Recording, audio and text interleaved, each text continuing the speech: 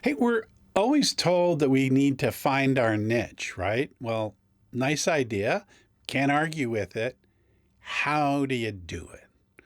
Well, that's what we're going to talk about right now.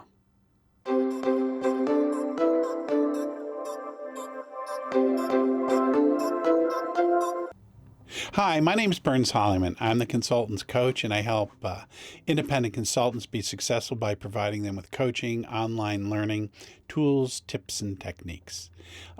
Today, I want to do just that, give you a few tips on how to go about defining your niche. Now, everybody tells you should do it, and I think it's conventional wisdom that you should. But just to say define your niche isn't enough. And I want to go through a process for an independent consultant finding their niche, which is different, I think, than, let's say, someone trying to sell a cola product. Let's dig right in.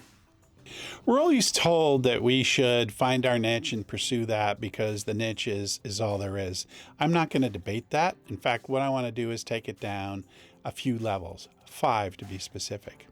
Now, let's set the table for really the most important part of this as an independent consultant. We're not talking about selling a cola product here. We're not talking about selling a cosmetic and finding our niche that way. We're talking about your business. And ultimately, that means we're talking about who you are. And I believe, once we get into the niche part, that your niche should be based on who you are and a number of factors. I should mention that there's a pretty great tool that you can get for free that I put together as one of the resources for this by going down to more, and there's a link for it. You'll find it's pretty awesome. Yeah, you have to submit your email address to get it, but I'm not going to spam you or anything. It's just the way that particular application works. One of the things that makes you successful as an independent consultant is that you do what you love, and that shines through and the clients see it. So in defining your niche, there's a set of steps we're going to go through very quickly on how to do that, but it's really important that you figure out who you are and what you want to offer. And the way to do that is to find what the Japanese call your Ikigai, and that's an overlap of 4 things. One is it's what you're really good at doing. What is it that you know how to do and you feel really confident about? The next thing is to figure out what the world needs. What are the problems out there to be solved, just generally and more specifically to the area that you're good at. And the third thing is figuring out the things that you love to do. It could be leading seminars, or it could be problem solving with senior executives, or anything in between. It could be facilitating meetings. It could be problem solving or coding, or the list goes on and on. But it's the things that you really enjoy doing. And the last thing, which is the most important, is what you get paid for. Will this set of things that I love doing, that I'm good at, will it pay? Can I get paid for it? And that's market validation around what that is. So I'm going to suggest, no, I'm not going to suggest, I'm going to say that you really need to think through what these 4 things are for you. And if you need even more detail on how to do that, you can go to another free handout I have on finding your Ikigai. But this particular guide that I've got below will help you do that as well. I'm so absent-minded. I got to ask you to, if you find this at all useful, hit like and subscribe. You know the drill. Defining your niche, what's that mean? Well, I'll tell you what I think it means. I think it means you have to be able to go down at least 5 levels down to describe what it is you do, or you don't have a niche. This is the proverbial elevator speech when someone asks you, what is it you do? Or you're at a party and someone says, what is it you do? I hear you're a consultant. So you have to be able to differentiate and distinguish what it is you do at least 5 levels down. Here's an example that I think everyone can relate to, and that's website development. I don't know anyone, and certainly you as an independent consultant have had to confront well, what am I going to do for a website? So website development, it's a pretty common commodity-like thing if you think about it.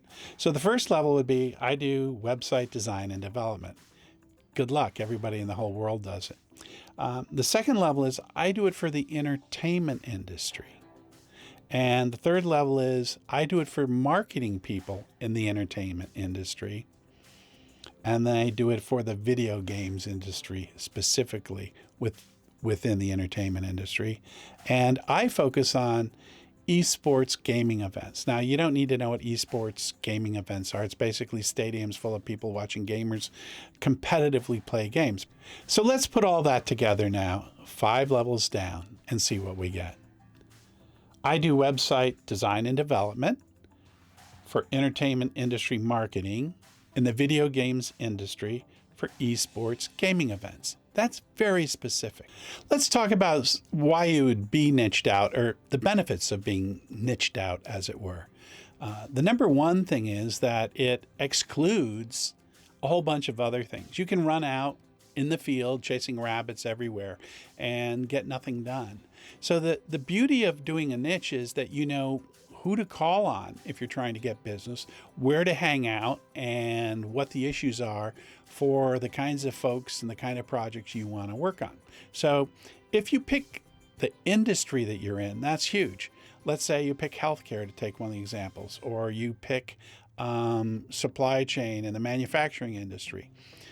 What that says about you is that you're not running after all these other industries, so you can be very focused. The second thing that's great about niches is it helps you figure out who you're calling on within what kind of company. You can pick the company that fits your profile for your niche.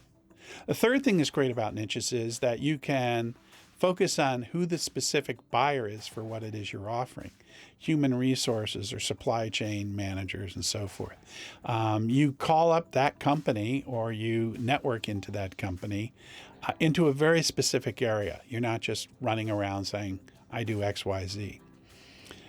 The other thing that's really great about niches is that if you stay in this focused area, you develop expertise that's not only transferable to other companies within that industry, many times it's transferable to other industries as well. And that is really important. If you can demonstrate that you know what the issues are around a particular industry, people are going to look at you and say, this person's really different from all the other people we've talked to. They really understand our business. And that's really critical.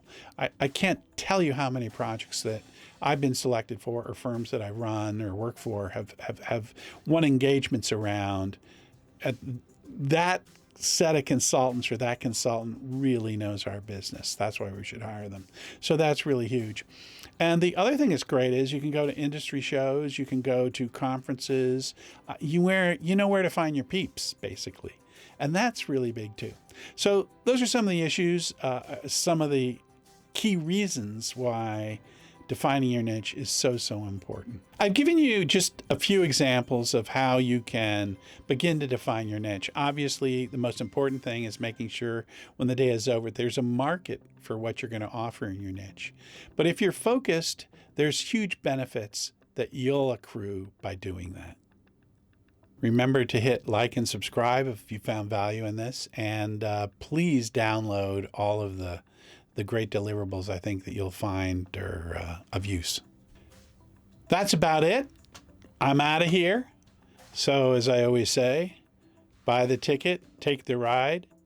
See you on the other side.